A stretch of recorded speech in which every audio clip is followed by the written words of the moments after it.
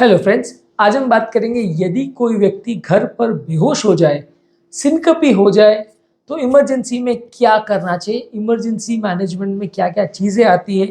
Sudden बेहोशी का अगर किसी को अटैक आ जाए तो वैसे हालत में, और किस अवस्था में पेशेंट को हॉस्पिटल ले जाना चाहिए, हॉस्पिटल ले जाने से पहले और हॉस्पिटल ले जाने के दौरान क्या चीज़ें करने की आवश्यकता है, उस पर बात करेंगे। टॉपिक पर जाने से पहले जो लोग हमारे चैनल पर नए हैं उन्हें रिक्वेस्ट करूँगा कि चैनल को सब्सक्राइब करें, वीडियोस को लाइक और शेयर करें।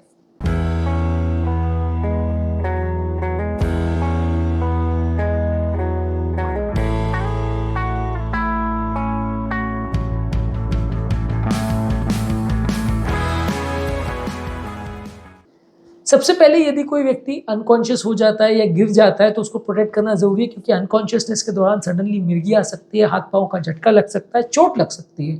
तो इस दौरान आपके लिए ज़रूरी है कि आप पेशेंट को प्रोटेक्ट करें ताकि उसको आसपास की चीज़ों से चोट नहीं लग जाए। कोई आसपास ऐसी कोई धारदार चीज़ें, कोई शार्प ऑब्जेक्ट्स या कोई ऐसी मेटल की चीज़ें वगैरह नहीं पड़ी हो, कोई एजेस वगैरह के पास ना पेशेंट गिर जाए जिससे उसको ऐसी इंजरी हो जाए कि अनकॉन्शियसनेस से तो कुछ नहीं हो, इंजरी से प्रॉब्लम हो जाए। इसके अलावा आसपास का जो एरिया है जहाँ पे पेशेंट अनकॉन्शियस हुआ, वो एरिया को क्लियर कर दे, वो एरिया को साफ कर दे ताकि कोई चीज़ों से पेशेंट टकराए नहीं। बाई चांस कभी कभी ऐसा होता है पेशेंट तुरंत उठने का प्रयास भी करता है, तो ऐसा नहीं हो वो फिसल जाए या ऐसा नहीं हो कि वो कोई और चीज़ से टकरा जाए।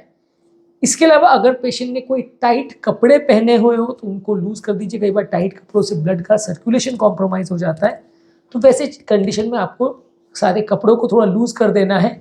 खासकर अगर गले के पास या कोई कॉलर की टाई अगर पेशेंट ने पहनी हो तो उसको लूज कर देना है, जिससे चोकिंग हो सकती है, तो उनको हटाने की आवश्यकता है।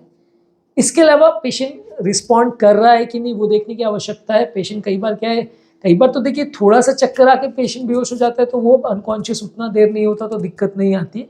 लेकिन यदि पेशेंट अनकॉन्शियस है और वो रिस्पॉन्ड नहीं कर रहा है तो आपको चेक करने की ज़रूरत है कि पेशेंट पल्स वगैरह आ रही है कि नहीं, ब्रीद कर रहा है कि नहीं, उसका ओवरऑल कंडीशन कैसा है। और वैसा कंडीशन अगर तुरंत है तो आपको एटलीस्ट एम्बुलेंस को बुलाने की आवश्यकता है, क्योंकि अगर पेशेंट को थोड़ी देर के लिए चक्कर आया और वो बेहोश हो गया तो उसमें तो डेफिनेटली उतना एडमिट करने की ज़रूरत नहीं है। आप थोड़ी देर बाद भी हॉस्पिटल ले जाकर डॉक्टर से चेकअप करवा सकते हैं। हालांकि हर केस में मैं ये ज़रूर रिकमेंड करूँगा कि डॉक्टर से चेकअप करवाना अच्छा है ऐसे केस में, क्योंकि अगर आप कुछ भी नहीं करवाते हो तो थोड़ा प्रॉब्लम्स होने का बाद में चांसेस बढ़ जाता है, कोई चीज़ें मिस आउट होने का चांस बढ़ जाता है। पर अगर पेशेंट अनकॉन्शियस है और रिस्पॉन्ड नहीं कर रहा है और यह ज़्यादा देर तक अनकॉन्शियस है तो डेफिनेटली आपको तुरंत एम्बुलेंस बुलाने की आवश्यकता है। खासकर अगर आपको पेशेंट को कोई कार्डियक प्रॉब्लम की हिस्ट्री है, कोई डेंजरस ब्रेन रिलेटेड प्रॉब्लम की हिस्ट्री है, या कोई ऐसी चीज़ का प्रॉब्लम है, हार्ट फेलियर वगैरह की हिस्ट्री जिससे उनको जान का खतरा हो सकता है, तो वैसे में आपको डेफिनेटली पेशेंट को एम्बुलेंस में हॉस्पिटल शिफ्ट करने की आवश्यकता है। कार्डियक एम्बुलेंस में ही प्रेफर करें पेशेंट को शिफ्ट करना। ऐसा करने में ये है कि कार्डियक एम्बुलेंस में ज़्यादातर डिफिब्रिलेटर वगैरह होता है, और अगर पेशेंट को अरिथमिया यानी रिदम रिलेटेड प्रॉब्लम है तो उसमें तुरंत पेशेंट को डिफिब्रिलेशन करके शॉक किया जा सकता है, तो वो करना आवश्यक है अगर पेशेंट अनकॉन्शियस है तो। और ऐसा अगर है तो आपको सबसे पहले जो करने की आवश्यकता है कि पेशेंट सांस ले रहा है कि नहीं, उसका पल्स आ रहा है कि नहीं, उसको चेक करिए। यदि पेशेंट बहुत गहरी गहरी सांस ले रहा है, जैसे गैस्पिंग बोलते हैं, ऐसी टाइप की सांस ले रहा है, या पेशेंट बहुत हल्की हल्की बहुत छोटी छोटी सांस ले रहा है, वैसा कुछ अगर गड़बड़ आपको लग रहा है, नॉर्मल सांस नहीं ले पा रहा है और पल्स भी अगर आपको महसूस नहीं हो रही है, पल्स एटलीस्ट ज़्यादातर लोग को थोड़ा बहुत प्रैक्टिस होना चाहिए देखने का, खासकर उन लोगों के लिए जिनके परिवार में किसी को हार्ट का प्रॉब्लम है, तो आपको कई बार डॉक्टर से बात करके पल्स देखना और पल्स काउंट करना प्रैक्टिस करना चाहिए। नहीं आता तो पल्स ऑक्सीमीटर का प्रयोग कर सकते हैं। अगर इसके में कोई पल्स नहीं आ रहा है पेशेंट को, या भी पेशेंट की बॉडी थोड़ी ठंडी लग रही है, तो वैसे में आपको पेशेंट को एटलीस्ट लिटा देने की आवश्यकता है। पेशेंट को ज़मीन पर चित या सुपाइन लिटाने की आवश्यकता है, जिसमें उनका पाँव को थोड़ा सा आप उठा दीजिए, जिस लगभग 1 फुट से 1.5 फुट यानी 12 इंच से 18 इंच यानी 30 से 45 सेंटीमीटर आपके पाँव को थोड़ा सा उठा देना है। लिटा के उसको तकिए पाँव के नीचे रख दीजिए या कोई चीज़ रख दीजिए जिससे पाँव थोड़ा सा उठ जाए। तो इससे ये होगा कि पाँव से थोड़ा एक्स्ट्रा ब्लड हार्ट के थ्रू अगर ब्रेन में जाएगा तो ब्रेन का सर्कुलेशन इम्प्रूवाइज होगा, इससे ब्रेन को थोड़ा एक्स्ट्रा ब्लड मिलेगा और होश आने का चांस बढ़ जाएगा। ज़्यादातर पेशेंट को जो अनकॉन्शियसनेस होती है उसमें ब्रेन में कोई कारण से ब्लड सप्लाई कम होने की वजह से हो सकता है। तो यदि ऐसा कुछ है तो आपको, अगर पेशेंट को आप पाँव को उठा देते हैं, लेटा देते हैं पेशेंट को, तो चांसेस अच्छे हैं कि पेशेंट को ब्रेन में थोड़ा एक्स्ट्रा ब्लड मिले, जिससे कि पेशेंट को होश आने में थोड़ा जल्दी हो सकती है।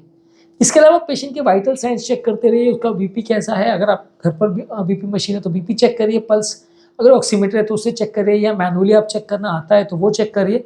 पेशेंट के वाइटल साइंस कैसे हैं, सैचुरेशन कैसा है, और मेडिकल हेल्प को तो खैर आपने पहले ही बुला लेना है अगर ऐसा कुछ भी सिचुएशन है तो, क्योंकि ये जानना ज़रूरी है कि एम्बुलेंस को आने में कभी भी किसी भी जगह पे 10-15 मिनट लगते हैं। तो वैसे सिचुएशन में आप लास्ट मोमेंट का वेट नहीं कर सकते। ये सब देखने के बाद कि भाई पेशेंट बहुत ही बुरी हालत में, उसके बाद आप एम्बुलेंस को बुलाने जाओगे तो प्रॉब्लम्स होने का चांस बढ़ जाएगा। तो वैसे केस में आपको पहले ही एम्बुलेंस को कॉल कर देना है, उसके बाद बाकी चीज़ों पर आपको फोकस करना है, ताकि जब तक आप बाकी चीज़ें रेडी करो, पेशेंट को कंफर्टेबल करो, तब तक एटलीस्ट एम्बुलेंस पहुंच जाए और आप रश कर सको पेशेंट को।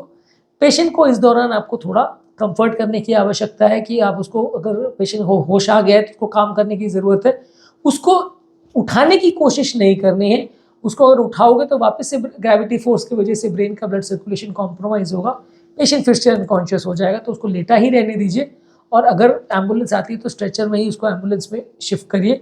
उसको उठाने का प्रयास बहुत ज़्यादा मत करिए, क्योंकि तुरंत जल्दी जब पेशेंट उठने की कोशिश करता है तो उसके गिर जाने के वापस या अनकॉन्शियस होने के चांस और बढ़ जाते हैं, फिर से अनकॉन्शियस होने के चांस बढ़ जाते हैं, जिसमें एक की बार ज़्यादा चोट भी लग सकती है।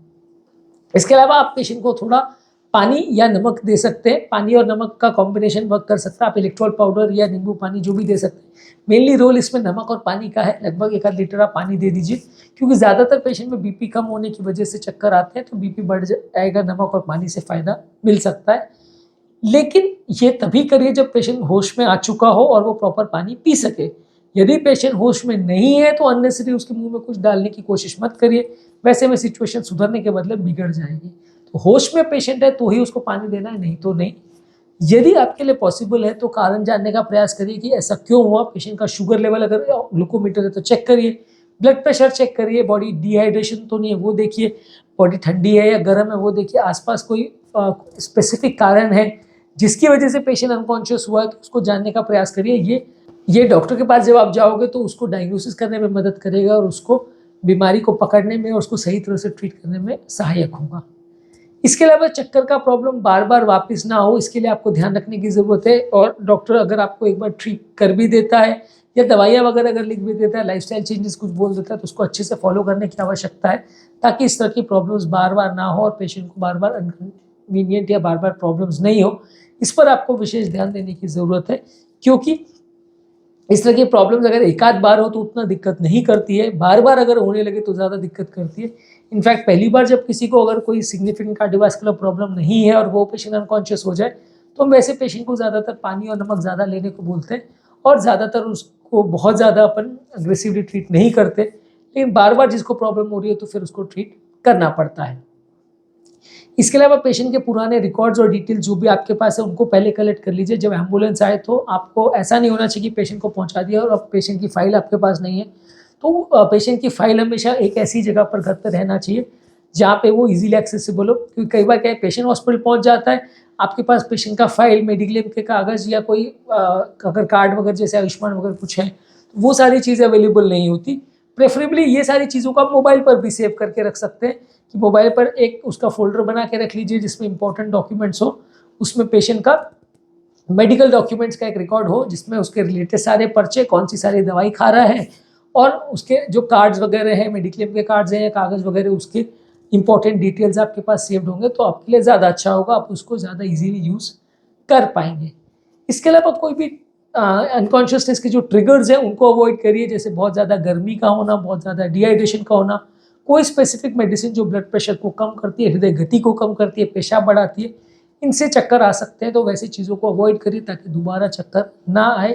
जो दवाइयों की वजह से अगर चक्कर आ रहा है तो डॉक्टर को डिस्कस करिए कि ये सारी चीज़ों को कैसे आप एडजस्ट कर सकते हैं, डोजेज को एडजस्ट कर सकते हैं, ताकि बार बार तकलीफ ना हो।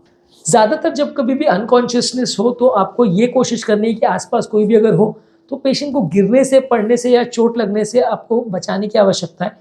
पेशेंट को भी थोड़ा ये कोशिश करने की आवश्यकता है कि यदि उसको गिरने का या अनकॉन्शियसनेस की हिस्ट्री है तो वो ऐसी जगहों पे खड़ा ना है जहाँ पे बालकनी वगैरह हो कि वो सडनली गिर जाए तो चोट लग जाए, डेथ भी हो जाए, या सड़क पर अकेले क्रॉस कर रहा हो, वैसी चीज़ें ना करें जिनको ऐसी हिस्ट्री है, क्योंकि सडनली अनकॉन्शियसनेस कभी भी हो जाता है तो जान का खतरा हो सकता है। तो वैसे लोग को थोड़ा गिरने से अपने आप को बचाने के लिए ज़्यादा सावधानी रखने की आवश्यकता है। और जब कभी भी पेशेंट को ऐसा अनकॉन्शियस हो जाए पेशेंट आपका, तो आसपास वालों को ज़रूरत है कि पेशेंट को प्रॉपर रीअश्योरेंस दे, उसको काम रहने की कोशिश करें, उसको बहुत ज़्यादा घबरा ना जाए, इसके लिए रीअश्योर करते रहे कि हम आपको डॉक्टर पास ले जाएंगे। सारा ट्रीटमेंट खुद से करके और सेल्फ डायग्नोसिस करके, अरे ये तो कोई बात नहीं, तो चक्कर की वजह से हुआ था, इसमें तो कुछ नहीं, तो खाना नहीं खाया था। एक बहुत कॉमन अपने यहाँ ट्रेंड होता है कि लोग बोल देते हैं कि यार ये नाश्ता नहीं करा था इसलिए चक्कर आ गया, छोड़ो इसमें तो कुछ नहीं होने वाला। तो वैसी चीज़ों को थोड़ा अवॉइड करिए। सेल्फ डायग्नोसिस अगर आप करते हैं तो कभी कभार कोई डेंजरस बीमारी भी मिस हो सकती है, जिसमें पेशेंट को बाद में जाके तकलीफ हो सकती है। तो वो सब चीज़ें करने का प्रयास मत करिए। जो भी बीमारी है उसको एक बार एटलीस्ट डॉक्टर को दिखा दीजिए। अगर कुछ नहीं निकलता है तो बात अच्छी है, पर अगर कुछ सीरियस निकलता है, खासकर हार्ट रिलेटेड या ब्रेन रिलेटेड कोई सीरियस बीमारी निकलती है, तो फिर दिक्कत हो सकती है। क्योंकि सिनकपी क्या है, बहुत कॉमन इशू है, बहुत सारे कारणों से हो सकता है। तो आपको अगर वैसा हो रहा है तो उसका कारण जानना आवश्यक है और उसको ट्रीट करना अप्रोप्रिएटली आवश्यक है। इसके अलावा घर के लोगों को कार्डियोपल्मोनरी रिसस्किटेशन भी आना चाहिए, जिन लोगों को हार्ट रिलेटेड प्रॉब्लम है। अगर पेशेंट अनकॉन्शियस हो गया है और आपको पल्स वगैरह नहीं मिल रहा है तो कार्डियक रिसस्किटेशन पेशेंट का करना आना चाहिए। हमने सीपीआर पर ऑलरेडी एक डिटेल वीडियो किया है, जो कि आप चेकआउट कर सकते हैं।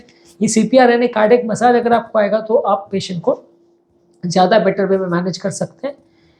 इसके अलावा आपको पोस्चरल हाइपोटेंशन पर हमने ऑलरेडी डिटेल वीडियो किया है, वो आप देख सकते हैं। चक्कर पर वीडियो किया है, सिनकपी पर हमने ऑलरेडी वीडियो किया है, उसके आप पॉइंट्स को देख लीजिए, तो वो आपको और थोड़े इंपॉर्टेंट टिप्स मिल जाएंगे कि जब कभी किसी को चक्कर वगैरह आ रहे हैं तो क्या चीज़ों से उसको फ़ायदा मिल सकता है। अगर चक्कर आने का कारण लो बीपी है तो हमारे चैनल पर हाइपोटेंशन की भी बहुत सारे वीडियोज़ हैं, एक बार उन्हें आप चेकआउट कर लीजिएगा तो आपको थोड़ा और टिप्स मिल जाएंगे कि उसमें क्या कर सकते हैं। हाइपोटेंशन और हाइपरटेंशन की इमरजेंसी पर भी हमने वीडियो किया है, वो आपके लिए काफ़ी उपयोगी हो सकता है। उम्मीद करूँगा कि आज के टॉपिक में आपको कुछ नई बातें जानने को मिली होगी। जो लोग हमारे चैनल पर नए हैं उन्हें रिक्वेस्ट करूँगा कि चैनल को सब्सक्राइब करें, वीडियोस को लाइक और शेयर करें।